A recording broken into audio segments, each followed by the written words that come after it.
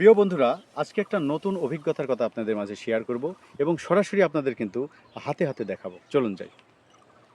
দেখুন, এটা হচ্ছে গমের জমি। এর আগেও আপনাদের দেখিয়েছি যে গম কিন্তু প্রায় মানে পাক ধরেছে। কিছুদিনের মধ্যেই হয়তো এই গম কিন্তু কৃষকের ঘরে উঠবে এবং কৃষকের মুখে সেই সোনালি হাসি কিন্তু ফুটে উঠবে। তো আসুন আমরা দেখি যে এই গম কিন্তু দেখেন এই বীজগুলা কিন্তু এখনও ঠিকভাবে দানা হয়নি। তারপরেও বলা যায় যে 10 থেকে 15 দিন আসলে আমার মনে হয় যে এই দানাটা কিন্তু দেখুন আসবে। ঠিক এই দানাটা দেখেন, এইটাই কিন্তু একসময় আমরা আটা করব এবং আটা করে কিন্তু আমরা রুটি খাবো। আমি কিন্তু একজন কৃষকের সাথে মানে শেয়ার করব। আচ্ছা ভাই, রশিদ ভাই, 1 বিঘা জমিতে কতটুকু গম হয় আপনার জানা মতে?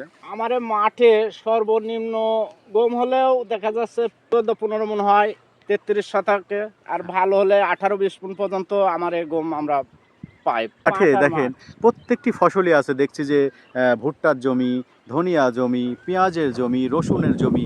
এই মাঠটা এতই উর্বর যে এই মাটিতে মানে সর্বপ্রকার ফসল হয়, এই আমাদের মাঠ। তো বন্ধুরা দেখুন, আমরা কৃষকের মুখ থেকে শুনলাম যে 1 বিঘা বা 30 শতক জমিতে কিন্তু 16-17 মণ কিন্তু গম হয়।